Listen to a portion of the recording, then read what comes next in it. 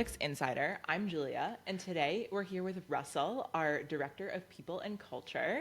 Thanks so much for joining us. Thanks for having me. I'm excited. Yay! Okay, do you want to just tell us a little bit about yourself and talk about your journey to grassroots analytics? Yeah, sure. So I'm Russell. I am our Director of People and Culture. I have been with the company for 2 years now. I actually am one of the few that don't come from a political background. I've never worked on a campaign. I'm originally from San Francisco. I've worked in tech my whole life. Gotcha. And this is my first quote-unquote political job. And that's a little bit about me. Amazing. So can you tell us about some of the roles that you had in other tech, companies or things like that before Grassroots? Sure thing. So yeah, I started as a office administrator, and then from there I worked at a tech company called Periscope Data, and Gotcha. they were a data company, obviously. And I worked as an office manager there, working my way up to employee experience manager. I managed a lot of events, and then also the office space as a whole. I Sure. helped with the transition process from all of COVID and everything that happened then, and moving Wow. everything to remote, and trying to keep the culture alive during a remote period was challenging. Yeah. Oh, Yeah. I bet. Yeah. So what were some of your strategies? We were really good to start. I will say that. We were very on top of it. Had scheduled programming for the first couple weeks, I'd say. Yeah. One thing every single day, and then of course, like everyone else, we got burnt out. Right. So then we trickled down to smaller and smaller groups, and tried to keep some of the magic of being in office alive remotely, doing silly like kombucha making and yoga online Wow. and those sorts of classes. Yeah, definitely. It's definitely hard to keep a community online when you're not together in person, but that Yeah. sounds like a really good effort. Yeah, and even when we started coming back from COVID, it was challenging, but we made it work as best as we could, meeting Yeah. in parks, social distancing, all that stuff. Sure, Social totally. distancing is a term I haven't used in a long time. I know. I'm kind of like you're giving a little flashbacks Yeah. right now. Well, great. I'm glad that that journey led you to Grassroots. Yeah. So can you talk a little bit about what it is to be a people and culture manager here at our company? Yeah, I would say my biggest thing is making sure that people have what they need to be successful in their job, one. Sure. And then two, making sure that they are enjoying work as much as possible. This is, of course, a workplace first and foremost, but Yeah.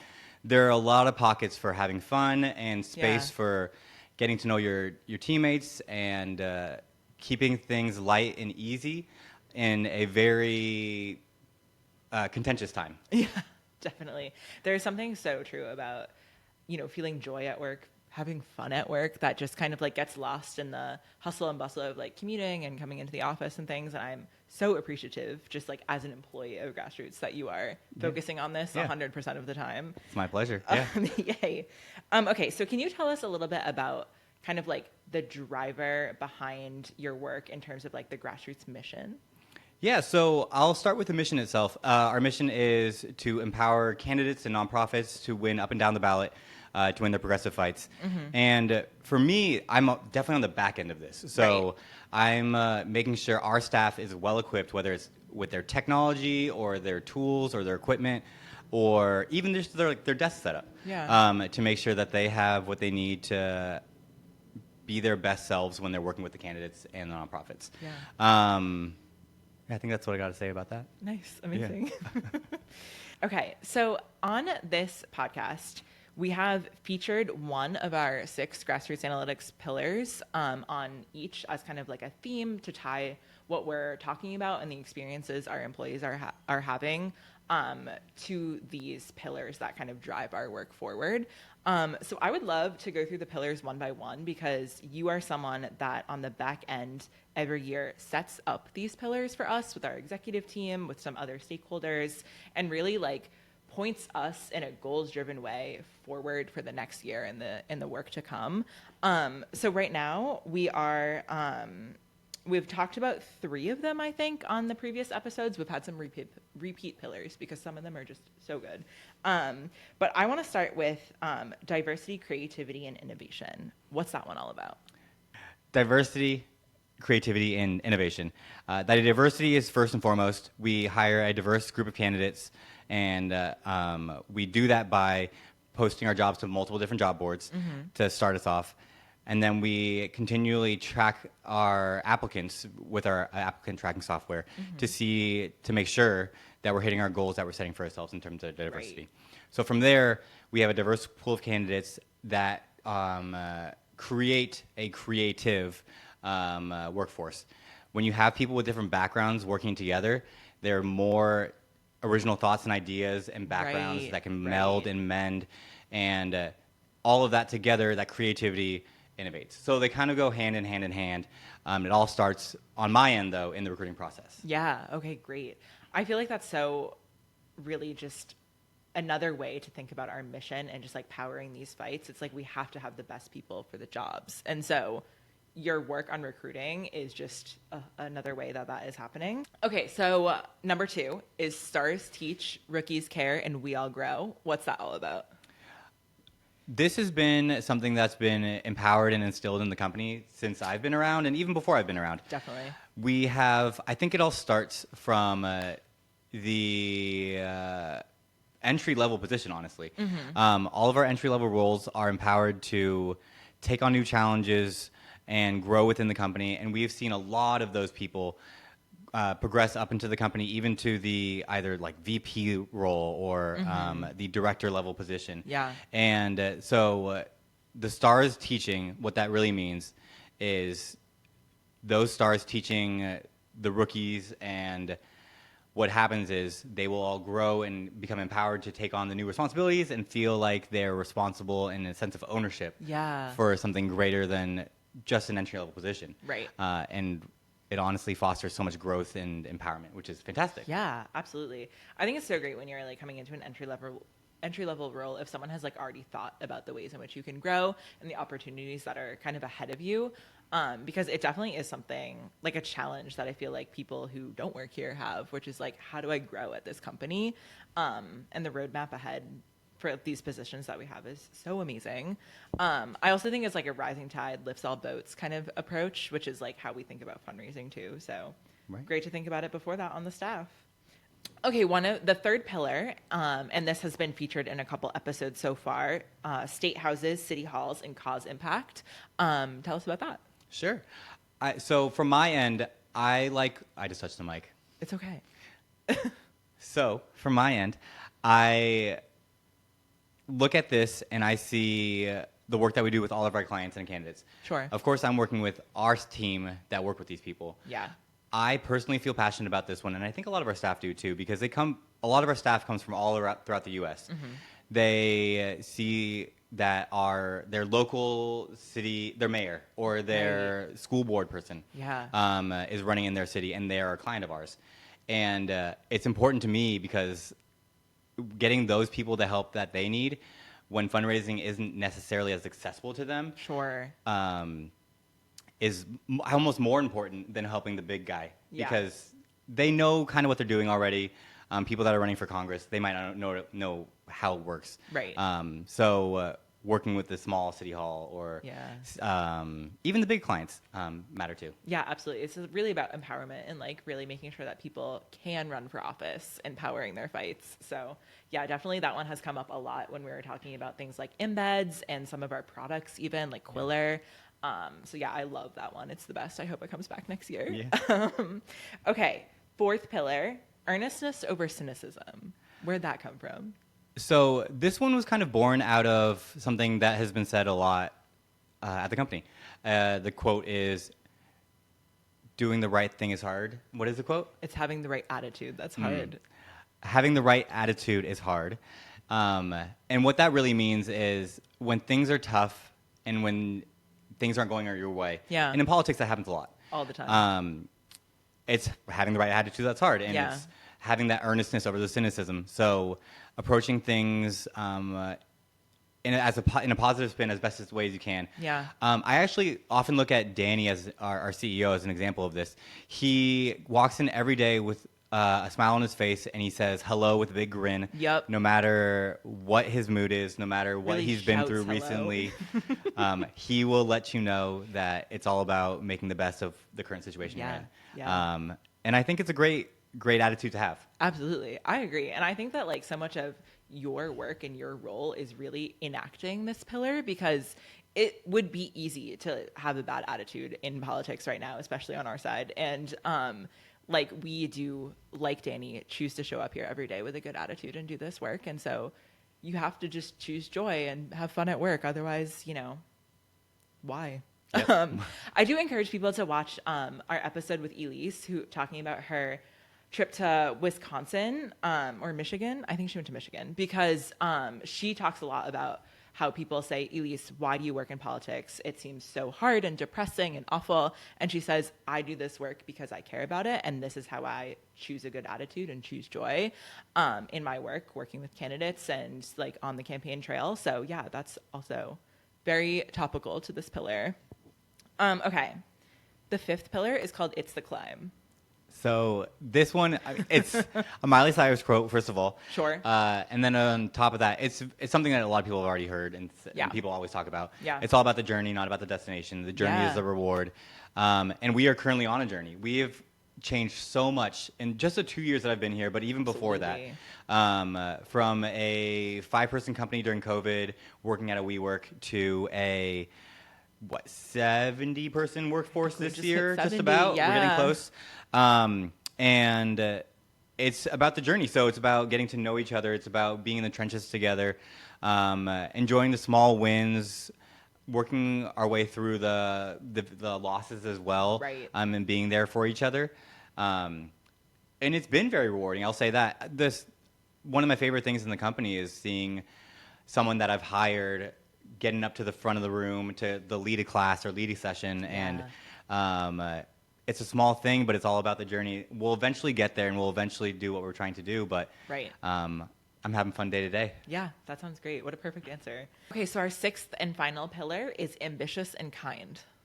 So for this pillar, I would say this one's all about having that ambition, going for gold, trying something new, but also controversial. Be kind while you're doing it. Yeah. We've really set ourselves up well here. So everyone has opportunity to try something new, build, grow, and experience things that they might not experience in a different general tech company job. Sure. For this position, though, while you're ambitious, you're also being kind. We have set up a lot of programs where you're meeting different people at the company. Yeah. Coffee connections, our retreat, cross-team collaboration that happens quite frequently. All these things put together, being in the office, really cultivate a kind culture that you feel like you want to bring people up with you. Yeah. Kind of like rising tides. Absolutely. Once again, bring people with you while you're ambitious and growing and trying new things, and Right. really just leveling up everyone altogether. Absolutely. Yeah, there's not like a culture of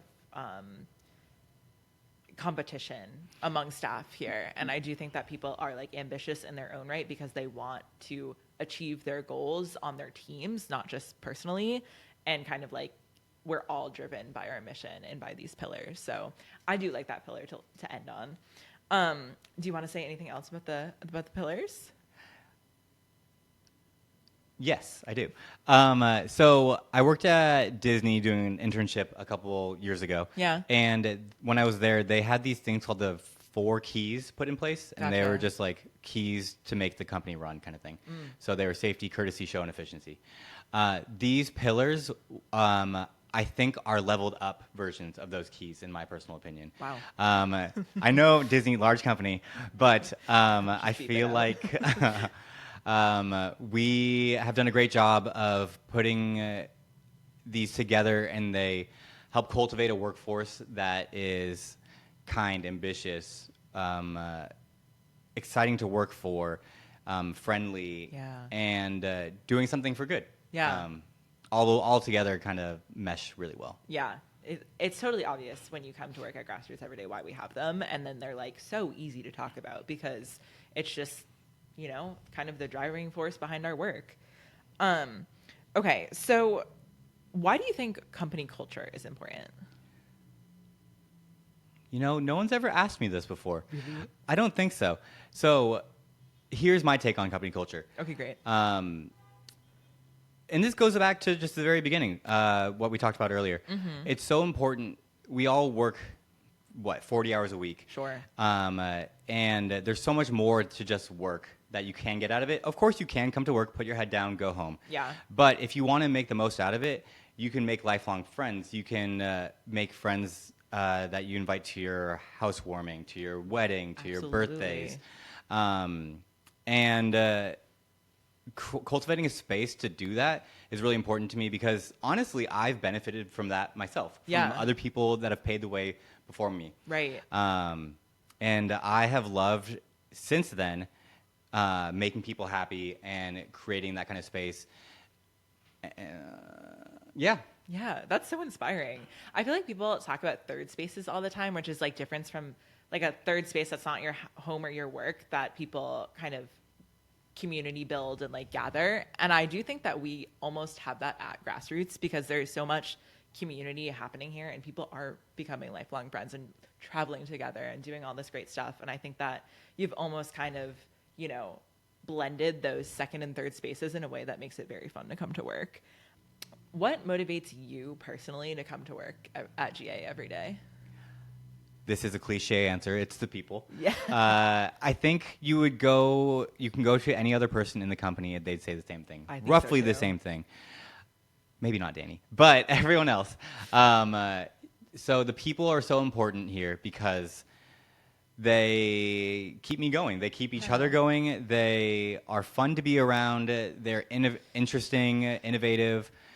People have the most fun and unique hobbies, and I love.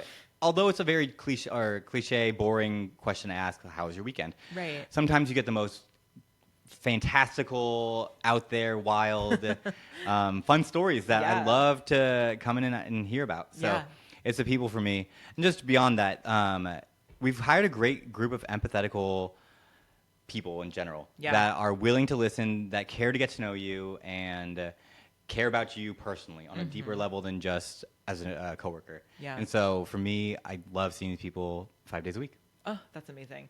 I do feel like you have a unique position in which you literally get to work with every single person here in a way that many other people don't. Like, obviously, you talked about cross-team collaboration and things, but some people on, like, the product teams, on our team even, is just, like, you're kind of siloed into the departments that you work with and, like, don't often get to see everyone or get to talk to everyone or work with everyone. And I think it's so unique that you actually do have that experience. Yeah, I really love it. And it all starts from the very beginning of the recruiting process. And then from there to the onboarding process, which I handle, I get to spend the first day with them and be their first impression. And I really love it. Yeah, that's amazing. Okay. What's your favorite interview question when you're recruiting people? Ooh. I don't know if I have one. Okay. There are some like really cliche questions that you ask, like, why do you want to work for Grassroots Analytics? Yeah. Or, are you willing to work 5 days in the in the office? I would say the thing I'm most interested in is actually usually just about the person themselves.